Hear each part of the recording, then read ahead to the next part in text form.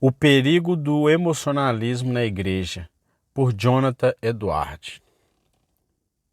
Você já se perguntou se tudo o que sente na igreja vem, de fato, do Espírito de Deus? Em tempos de grande fervor religioso, quando corações se inflamam e lágrimas correm com facilidade, surge uma questão vital.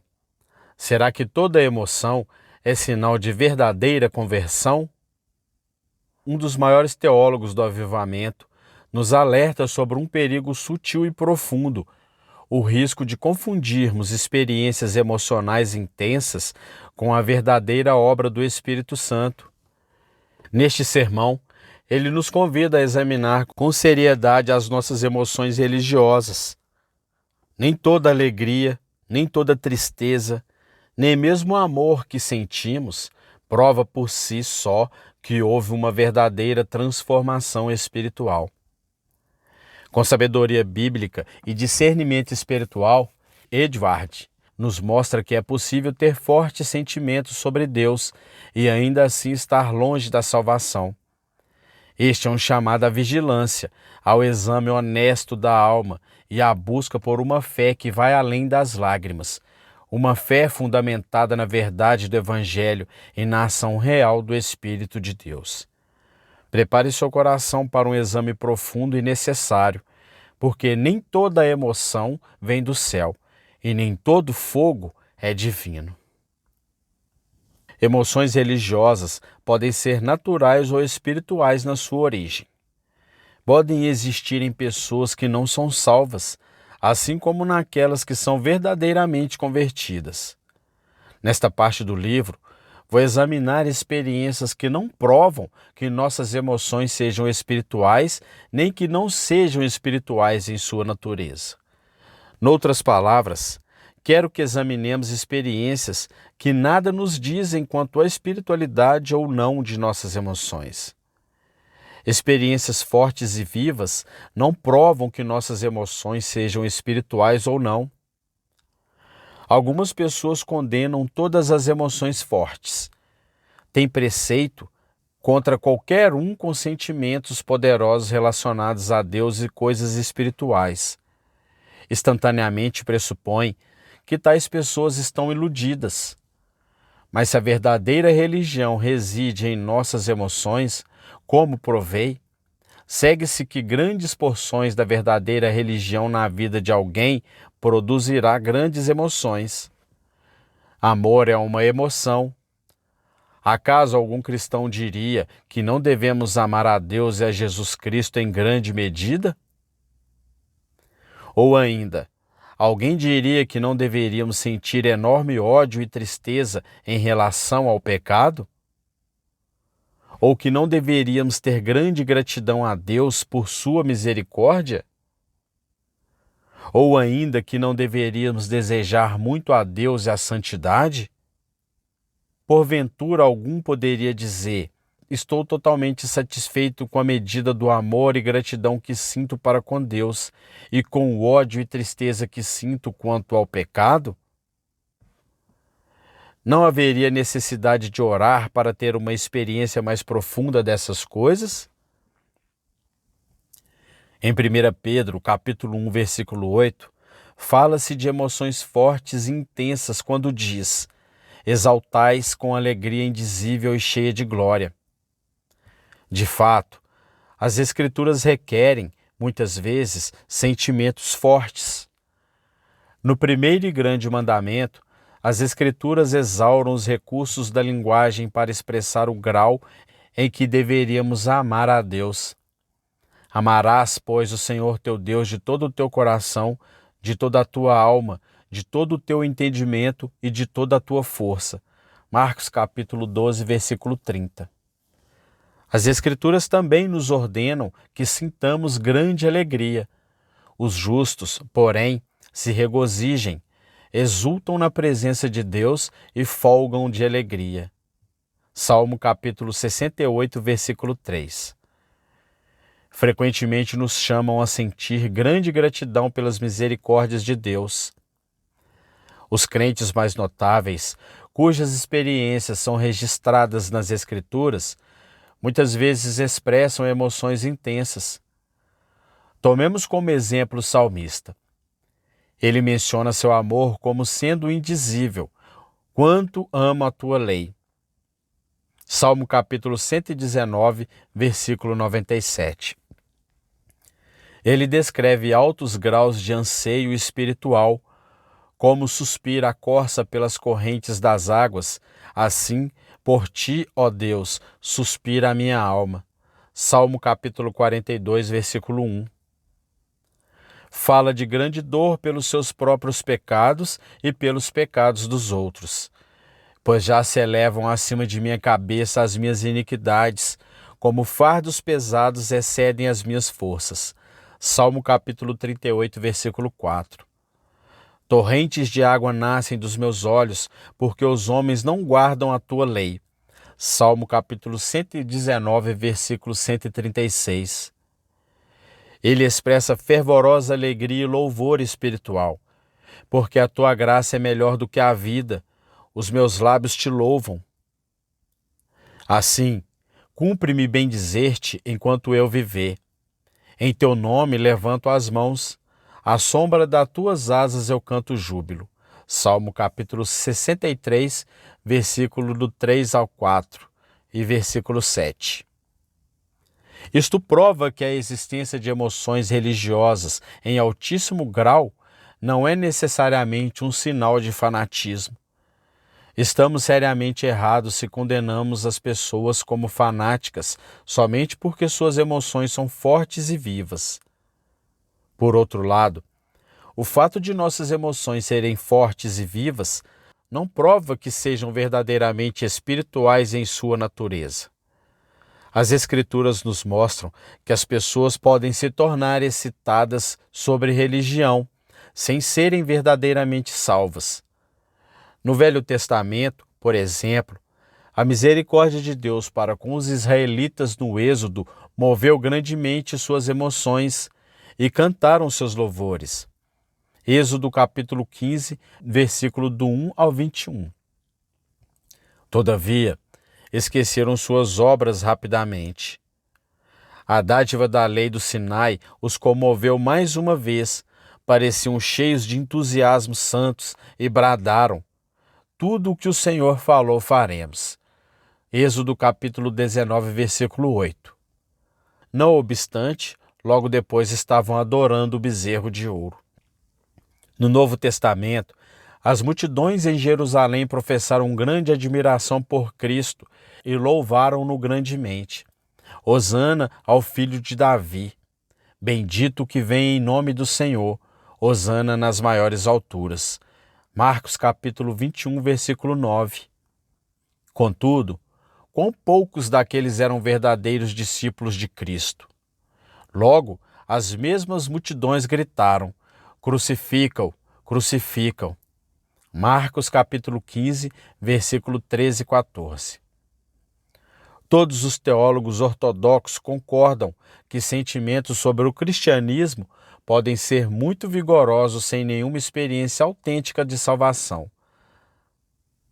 O fato de nossas emoções produzirem grandes consequências no corpo não prova que sejam espirituais ou não. Todas as nossas emoções afetam o nosso corpo. Isso resulta da íntima união entre o corpo e alma, carne e espírito. Não surpreende, então, que fortes emoções tenham um grande efeito no corpo. Entretanto, emoções fortes podem ser de origem natural ou espiritual. A presença de consequências corporais não prova que as experiências sejam simplesmente naturais ou verdadeiramente espirituais. Emoções espirituais, quando poderosas e profundas, certamente podem produzir grandes efeitos físicos. O salmista diz: meu coração e minha carne exultam pelo Deus vivo. Salmo capítulo 84, versículo 2. Aqui encontramos uma clara diferença entre coração e corpo. Sua experiência espiritual afetou a ambos. Diz ele, mais uma vez: a minha alma tem sede de ti, meu corpo te almeja. Salmo capítulo 63, versículo 1. De novo, Há uma clara diferença entre alma e corpo. O profeta Abacuque fala de sua sensação da majestade de Deus dominando seu corpo. Ouvi-o e o meu íntimo se comoveu, a sua voz tremeram os meus lábios, entrou a podridão nos meus ossos e os joelhos me vacilaram. Abacuque capítulo 3, versículo 16. Encontramos a mesma coisa no salmista. Arrepia-se minha carne com temor de ti. Salmo capítulo 119, versículo 120.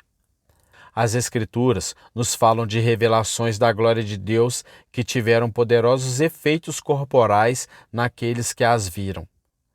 Por exemplo, Daniel: não restou força em mim, o meu rosto mudou de cor e se desfigurou, e não retive força alguma. Daniel capítulo 10, versículo 8. Eis como o apóstolo João reagiu a uma visão de Cristo. Quando o vi, caí a seus pés como morto. Apocalipse capítulo 1, versículo 17.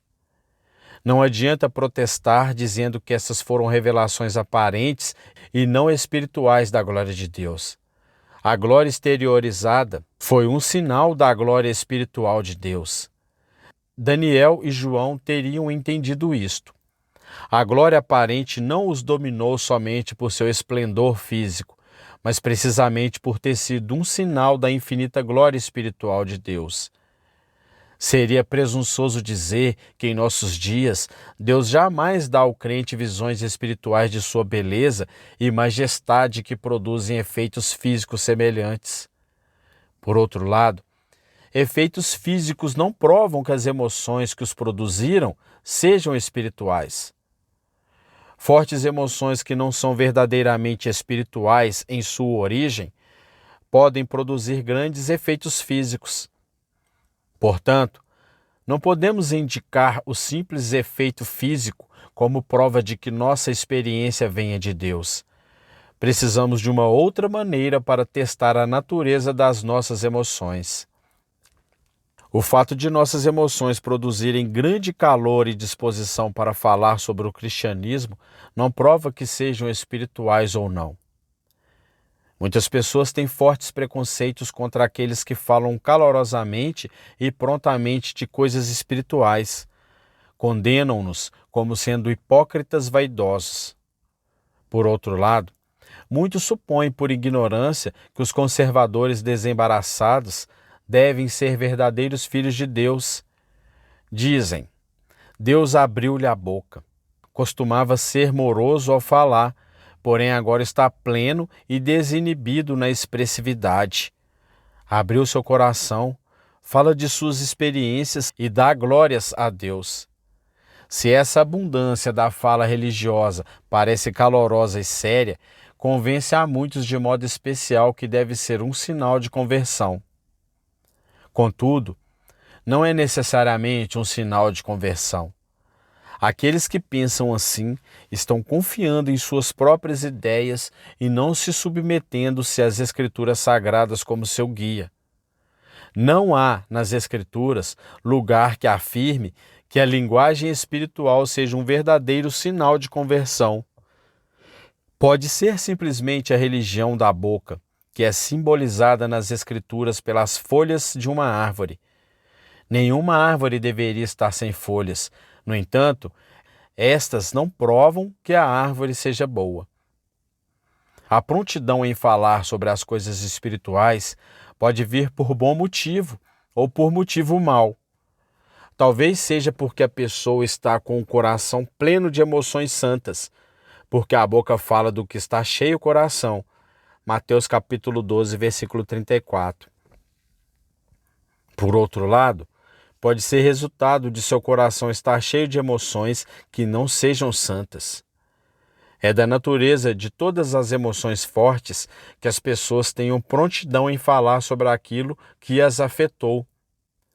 Tal conversa será, de fato, tão séria quanto calorosa.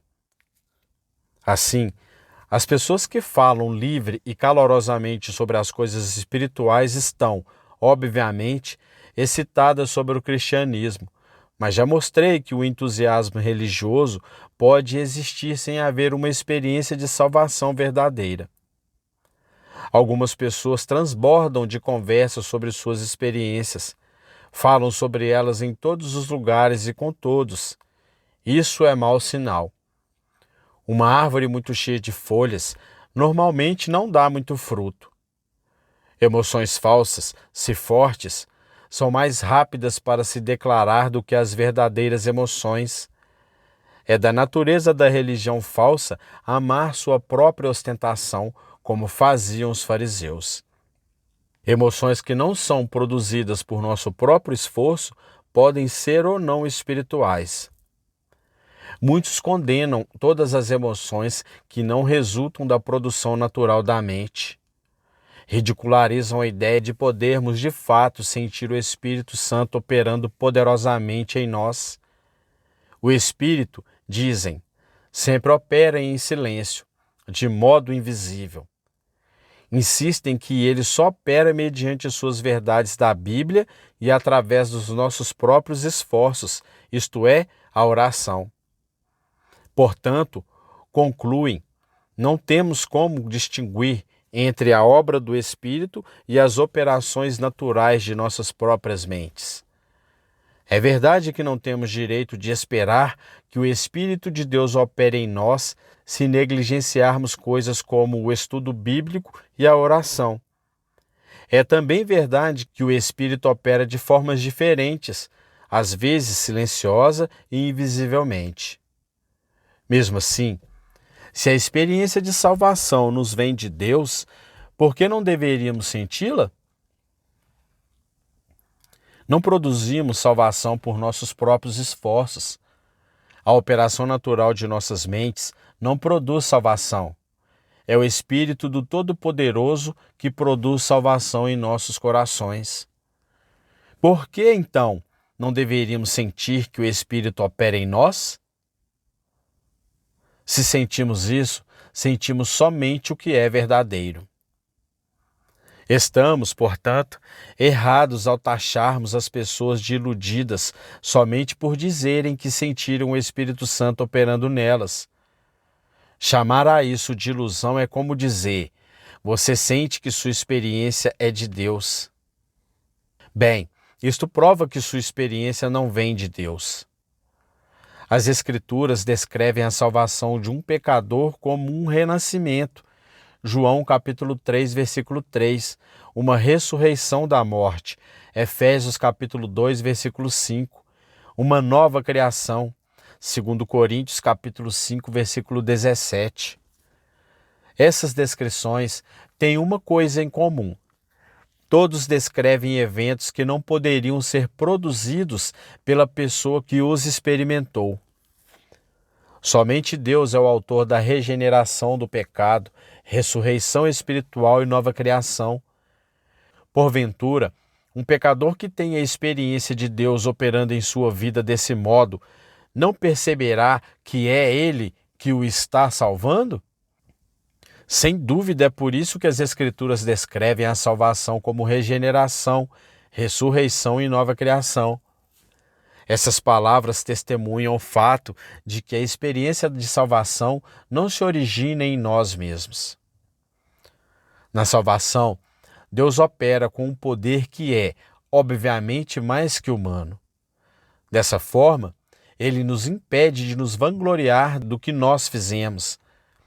Por exemplo, quando Deus salvou a seu povo nos dias do Velho Testamento, sua experiência tornou claro que não haviam salvo a si próprios.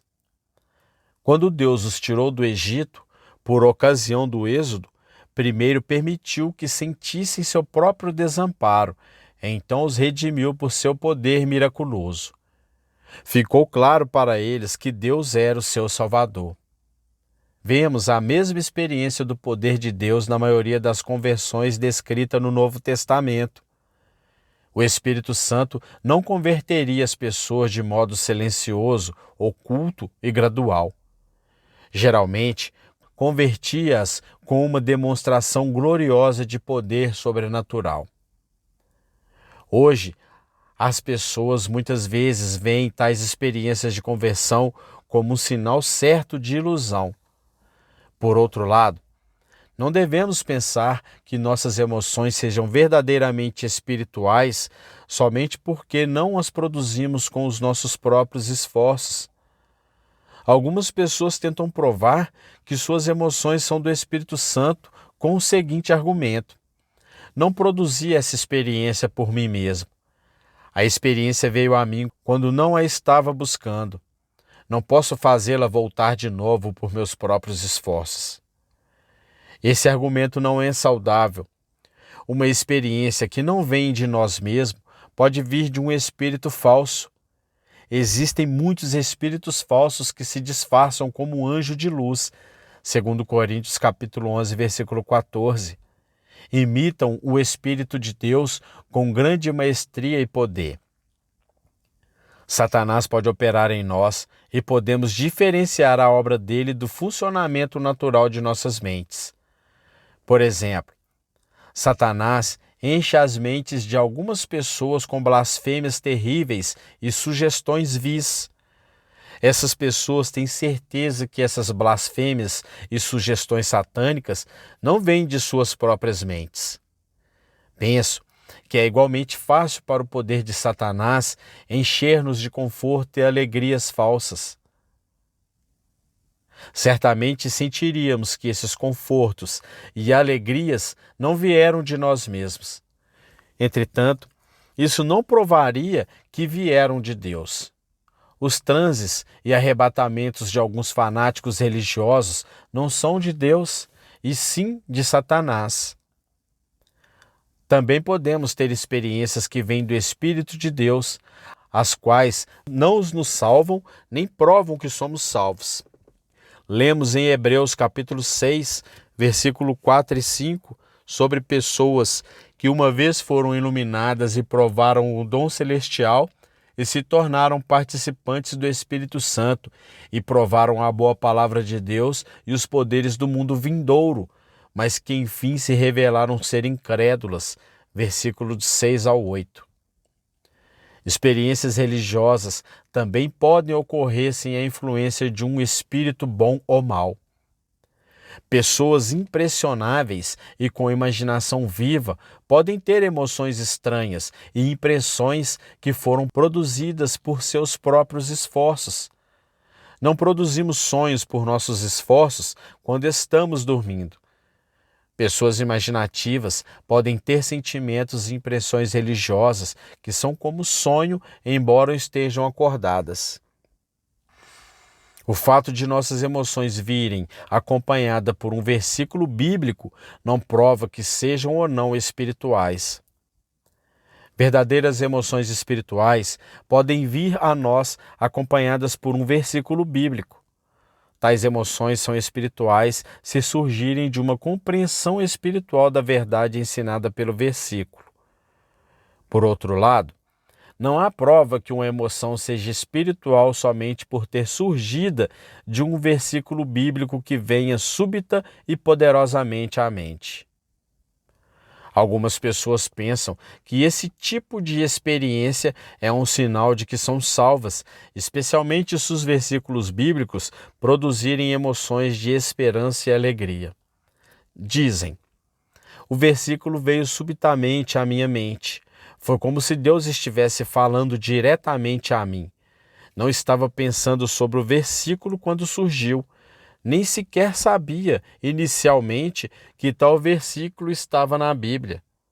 Talvez acrescentem: um após outro, os versículos vieram à minha mente. Eram todos tão positivos e encorajadores, cheio de alegria. Não podia mais duvidar que Deus me amava. Dessa forma, as pessoas persuadem a si mesmo de que suas emoções e experiências vêm de Deus e que estão verdadeiramente salvas. Entretanto, sua segurança não tem fundamento. A Bíblia não nos manda testar a veracidade de nossa fé assim. A Bíblia não nos diz que somos salvos se versículos bíblicos vierem subitamente às nossas mentes. Não diz que somos salvos se versículos positivos e encorajadores entrarem em nossas mentes e nos fizerem chorar. E, no entanto, somente a Bíblia é a nossa regra infalível de fé e prática religiosa. Muitas pessoas pensam que uma experiência deve ter vindo de Deus, uma vez que envolve a sua palavra, a Bíblia. Não necessariamente. Tudo o que podemos dizer é que uma experiência deve ser autêntica se a Bíblia nos disser que devemos ter aquela experiência. Uma experiência não é correta somente por envolver a Bíblia. Como saber se Satanás não está pondo esses versículos bíblicos em nossa mente? Satanás usou a Bíblia para tentar enganar o próprio Senhor Jesus, Mateus capítulo 4, versículo 6. Se Deus permitiu que Satanás tentasse Jesus através de versículos bíblicos, por que Satanás não poderia colocar versículos em nossas mentes para nos enganar? Por que ele não usaria até versículos positivos e encorajadores para nos iludir? O diabo gosta de produzir esperanças e alegrias falsas nos que não são salvos. Quer persuadi-los que são cristãos antes que verdadeiramente se arrependem. Porque não deveriam abusar de versículos bíblicos encorajadores para produzir falsa segurança? Ora, falsos mestres pervertem as escrituras desse modo e enganam as pessoas. Professores falsos são servos de Satanás. Satanás pode fazer o que os servos também podem. Não podemos saber se as emoções de alguém são espirituais ou não, somente por seu relato comovente. Nenhum cristão pode distinguir infalivelmente entre crentes verdadeiros e falsos. Um cristão pode sondar seu próprio coração, mas não pode sondar os corações dos outros. Tudo o que podemos ver nos outros é a aparência exterior. As Escrituras ensinam claramente que nunca podemos julgar infalivelmente o coração de uma pessoa através de sua aparência. O Senhor não vê como vê o homem. O homem vê o exterior, porém o Senhor, o coração. 1 Samuel capítulo 16, versículo 7. Quando uma pessoa parece exteriormente, tanto como possamos ver ser um cristão, é nosso dever aceitá-lo como um irmão em Cristo. Entretanto, mesmo o mais sábio dos cristãos pode ser iludido. Pessoas que pareciam ser notáveis convertidos muitas vezes têm abandonado a fé. Isso não nos deveria surpreender. Já vimos como Satanás pode imitar todos os tipos de emoções espirituais. Amor por Deus e por Cristo e pelos cristãos, tristeza pelo pecado, submissão a Deus, humildade, gratidão, alegria, zelo. Todas essas emoções imitadas podem aparecer ao mesmo tempo na mesma pessoa. Essa pessoa pode também ter um bom conhecimento da doutrina cristã, uma personalidade agradável e uma notável habilidade poderosa para se expressar na linguagem cristã. Quão grande, então, pode ser a semelhança entre um falso e um verdadeiro cristão. Somente Deus pode infalivelmente diferenciá-las. Seríamos arrogantes se fingíssemos poder fazê-lo. Dar um relato comovente de seus sentimentos e experiências não prova que alguém seja um verdadeiro cristão. Qualquer coisa que pareça obra de Deus está fadada a ser comovente para um crente. Crentes amam ver pecadores convertidos. Não surpreende, portanto, que nossos corações sejam tocados quando alguém professa ser convertido e dá um relato plausível de sua experiência. Ainda assim, isso não prova que sua conversão seja genuína. As Escrituras nos dizem para julgarmos pela vida da pessoa, não por sua fala, porque as declarações de serem cristão que as pessoas fazem são como os botões na primavera. São muitos os botões nas árvores e todos parecem maravilhosos, porém logo muitos perecerão, cairão e apodrecerão. Por um tempo, parecem tão lindos como os outros botões e seu perfume é doce. Não podemos distinguir os botões que darão fruto daqueles que cairão e morrerão. Somente depois podemos notar a diferença quando alguns tiverem caído e outros dado fruto. O mesmo se dá com as coisas espirituais. Devemos julgar pelo fruto, não pelas lindas cores e aroma do botão. Pessoas que se dizem convertidas podem, por assim dizer, parecer lindas, transmitir aromas agradáveis e fazer emocionantes relatos de sua experiência. Entretanto, tudo pode resultar em nada. Conversa não prova coisa alguma. Devemos julgar pelo fruto, pelos resultados duradouros nas vidas das pessoas.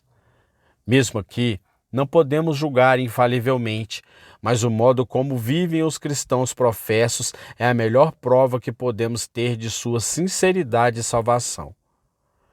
Alguns argumentam o seguinte: se sinto um forte amor cristão por outro cristão, o Espírito Santo deve ter produzido esse amor. No entanto, o Espírito não pode errar. Se o Espírito produz esse amor, eu devo saber que a outra pessoa é um verdadeiro cristão. Esse argumento é completamente falso. Deus nos ordenou a amar como nossos irmãos cristãos todos que de fato fazem uma confiável profissão de fé em Cristo. Assim, um forte amor cristão por outro cristão professo prova somente que o Espírito de Deus está nos permitindo obedecer ao mandamento de Deus. Não prova que o cristão professo a quem amamos seja um verdadeiro cristão. De qualquer forma, a Bíblia não conhece nada dessa ideia que podemos julgar a condição espiritual de outra pessoa pelo amor que sentimos por ela. Essa ideia não só está ausente na Bíblia, ela contradiz a própria Bíblia. A palavra de Deus ensina claramente que ninguém pode estar totalmente seguro sobre a condição do coração de outro em relação a Deus. Paulo diz: judeu é aquele que é o interiormente, e circuncisão a que é do coração, no espírito, não segundo a letra, e cujo louvor não procede dos homens, mas de Deus. Romanos capítulo 2, versículo 29. Por essa última expressão, cujo louvor não procede dos homens, mas de Deus, Paulo ensina que os homens não podem julgar se o outro homem é um judeu interiormente. Os homens podem ver pelos sinais exteriores que um outro é exteriormente um judeu, porém, somente Deus pode ver o interior de um homem. Paulo ensina a mesma verdade em 1 Coríntios capítulo 4, versículo 5. Nada julgueis antes do tempo, até que venha o Senhor, o qual não somente trará à plena luz as coisas ocultas das trevas, mas também manifestará os desígnios dos corações. E então, cada um receberá o seu louvor da parte de Deus. Certamente, estaremos sendo muito arrogantes se pensarmos que podemos julgar os corações dos homens, visto que o apóstolo Paulo não pensava que ele podia.